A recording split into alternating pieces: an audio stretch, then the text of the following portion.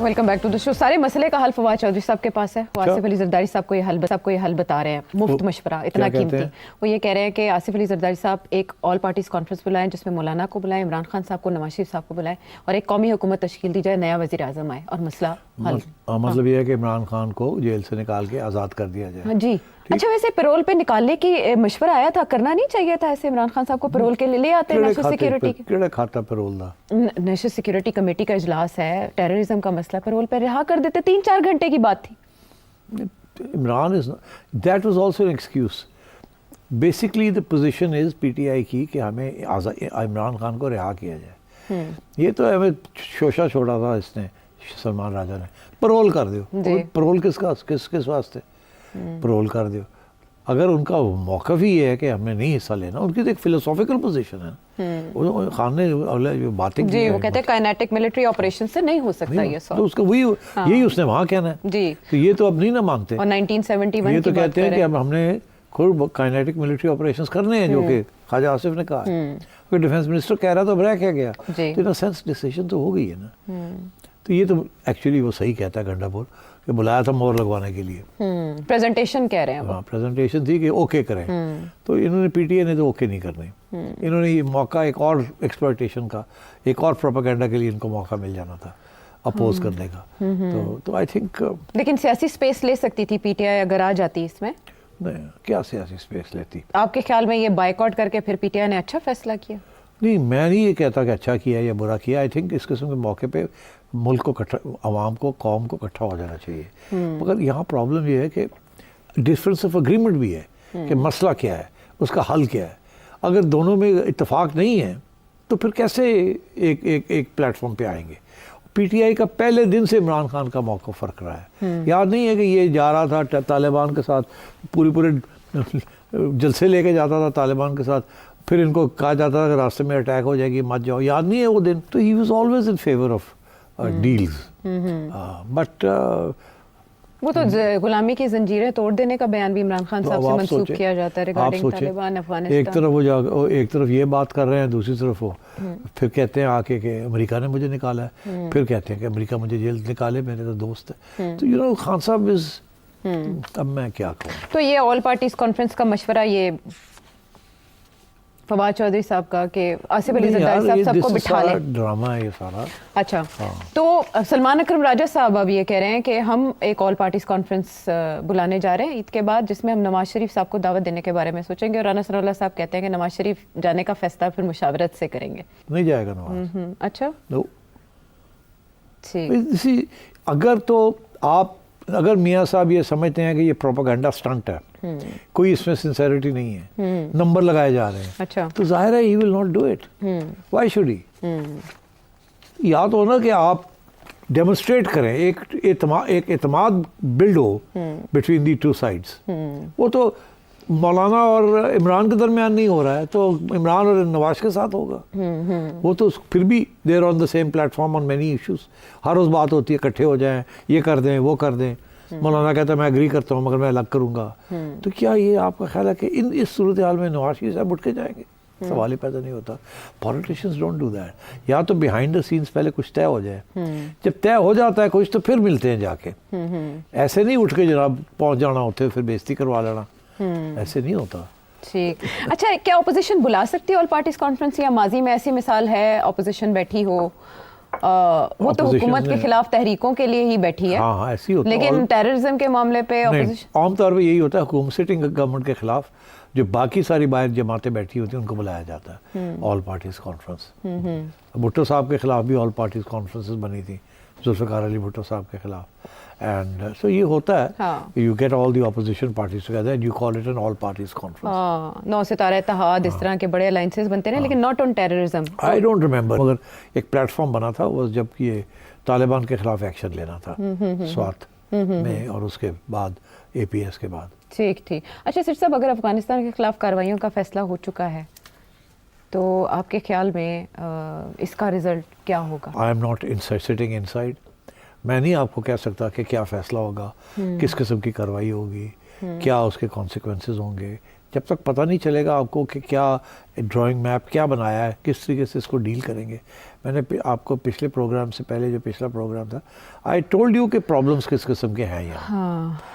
बहुत serious problems हैं।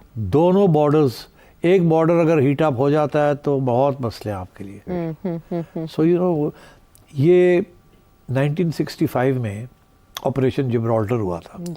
क्या था वो ये था कि हमने अपने सोल्जर्स को सिविलियन क्लोज बना के, मुजाहिदीन बना के कश्मीर में भेज दिया था और वहाँ कहा था जाके लोगों को उकसाओ और रिबेलियन क्रिएट करो। ये कुछ हद तक कामयाब हो गए। इंडिया को पता चल गया, इंडिया ने धमकी दी कि अगर आप विड्रॉ नहीं करेंगे इनको तो हम इंटरनेशनल बॉर्डर क्रॉस करके वॉर डिक्लेयर करेंगे। इवेंचुअली यही हुआ, उन्होंने उसको काउंटर करने के लिए इंटरनेशनल बॉर्डर के ऊपर बॉर्डर क्रॉस कर दिया। सो वॉर वाज डिक्लेयर्ड। ये वही वाकया है जबकि वो लाहौर आना चाह रहे थे, बातें हो रही थी कि जिमखाना में बैठ के छोटा पैक विस्की का पियेंगे और they were almost there and then they were stop. वो डर गए कि पता नहीं रुकावट नहीं आ रही, शायद कोई ट्रैप तो नहीं है, जिसकी वजह से वो उन्होंने अपनी फोर्स जो एडवांस में थी वो रोकी। उतनी देर में हमने अपनी फोर्सेस इकट्ठे करके लाहौर को डिफेंड कर लिया। तो गलती होगी ना, दे डिडंट रियलाइज कि इंडिया ये कर सकता है। उनका ख्याल था वो लिमिटेड रहेगा। कारगिल में भी यही हुआ। इनका ख्याल था कि हम ले लेंगे, इंडिया क्या करेगा, वो उतार नहीं सकेगा तो हमारा हो जाएगा। ठीक, मगर हुआ क्या, इंडिया ने यही धमकी दी कि फिर हम दूसरा बॉर्डर खोल देंगे। फिर ये अमेरिकन प्रेसिडेंट को वाजपेयी ने कहा हम कर देंगे। फिर ये मसला हल हुआ और नवाज शरीफ साहब को जाना पड़ा अमेरिका मुशर्रफ के कहने के ऊपर, और वहाँ जाके उन्होंने कहा कि आप विड्रॉ करें नहीं तो इंडिया जो है खोल देगा। Big war and then we will not support you. Then we had to retreat. तो गलत कैलकुलेशन थी about the international consequences of something like this. अभी भी जो कुछ ये करेंगे they have to do their homework. जैसे वॉर गेमिंग नहीं कहते, दे हैव टू से कि अगर हम ये करेंगे तो दूसरा ये कर सकता है, अगर हम ये करेंगे तो दूसरा ये कर सकता है, और अगर जो वो दूसरा करता है क्या उसको हम कैसे हैंडल करेंगे उसकी भी तैयारी करनी पड़ेगी, और अगर वो दूसरे के साथ तीसरा को मिल जाता है तो उसकी भी हैंडल करनी। तो it's a very difficult and dangerous game and they have to do the war gaming on this. ये इतनी जल्दी कुछ नहीं होगा। और ये वो जो इंडिया ने किया था ना कि जी 2 जेट भेज दिए और वो आके कश्मीर में कहीं 2 बम फेंक के भाग गए, बालाकोट में सर्जिकल स्ट्राइक, ओ जी हमने स्ट्राइक कर दी, सर्जिकल स्ट्राइक कर दी, ये वो खाता नहीं है। वो तो सिर्फ एक टिट फॉर टैट था कि हम कर सकते हैं, अपनी आवाम को दिखाना था कि हम भी बड़े हैं। ये वो मामला नहीं है। यहाँ you genuinely have to do something. तो ये तो नहीं है कि एक दफा जाएंगे और ठा करके आ जाएंगे। This has to be a thought out plan, because the plan is to degrade the BLA and the TTP and the TTP।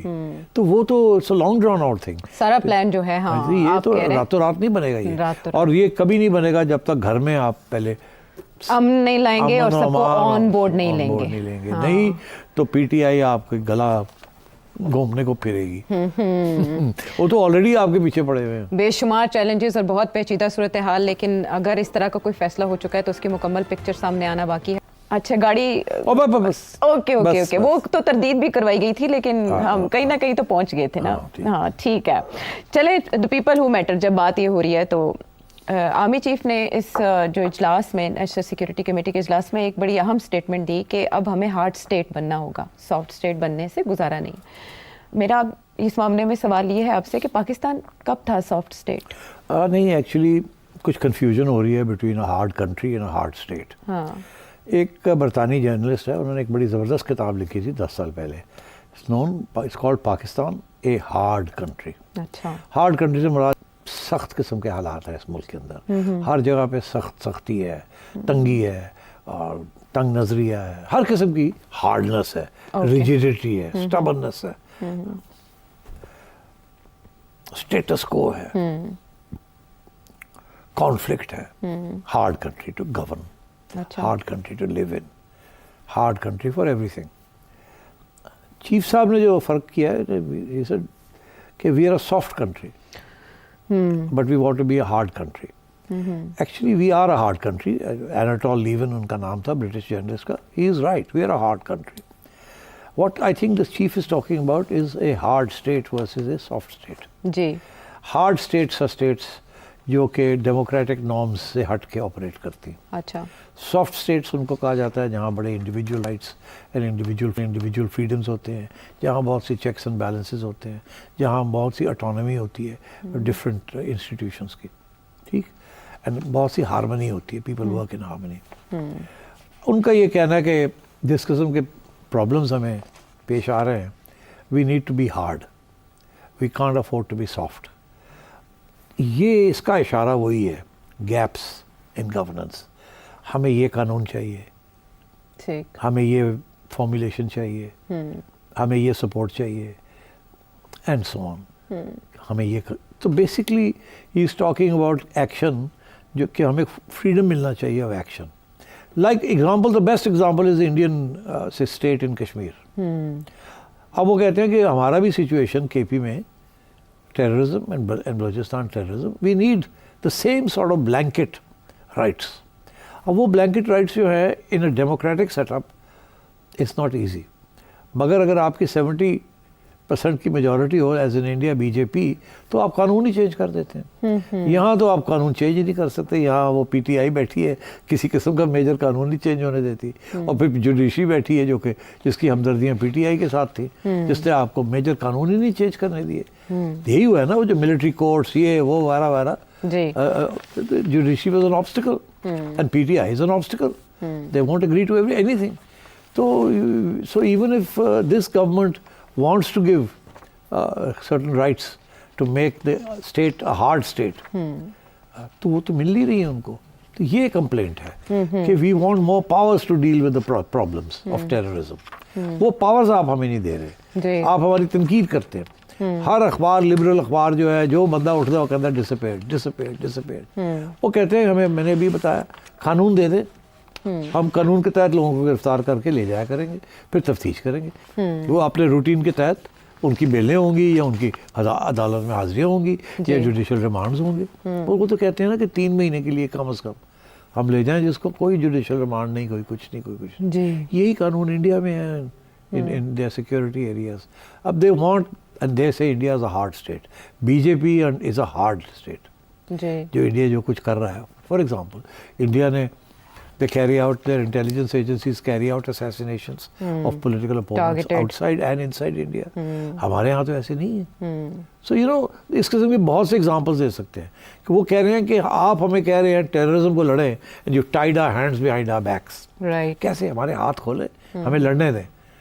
मगर हमारे प्रॉब्लम्स ये हैं कि सियासतदानों के और इंटर प्रोविंशियल कि वो प्रॉब्लम है कि वो हम नहीं राइट्स देते उनको, हम कहते हैं हम खुद कर लेंगे, हमसे होता भी नहीं है। अब या तो होता ना कि KP government is been in power since when, कि 3rd टर्म चल रही है इनकी, 3rd टर्म ऐसे ही है ना। तो क्या वहाँ तो सबसे ज्यादा टेररिज्म हो रही है? Why can't they the province have dealt with this? नहीं किया। अब वो तू मैं चलती है कि आपने नहीं करने दिया, ब्लेम गेम चलती है, आपने ये किया। बट बेसिकली पॉलिसीज के ऊपर भी फर्क पड़ा। उस वक्त जो पीटीआई की पॉलिसी थी was a state policy also, कि इनको प्यार मोहब्बत से डील किया जाए, पैसे वैसे दिए जाएं, रखा जाए, यू नो प्लेकेट किया जाए, मगर वो नहीं चली। अब ये कहते हैं वो नहीं चली, now we have to be tough, मगर पीटीआई गवर्नमेंट नहीं टफ होने दे रही इनको। तो कहते हैं हम खुद करेंगे, वो कहते हैं तुसी तो और मरवा दोगे। और आपने किया ना पीटीआई ने, और अब इसीलिए तो उसका हवाला दिया उन्होंने कि जी हमारे यहाँ भी थे ऐसे लोग और उनको भी हम सॉर्ट आउट कर रहे हैं। That was direct. ठीक है, तो एनालिसिस ये कि हर कोई अपनी अपनी स्पेस ढूंढने की कोशिश कर रहा है और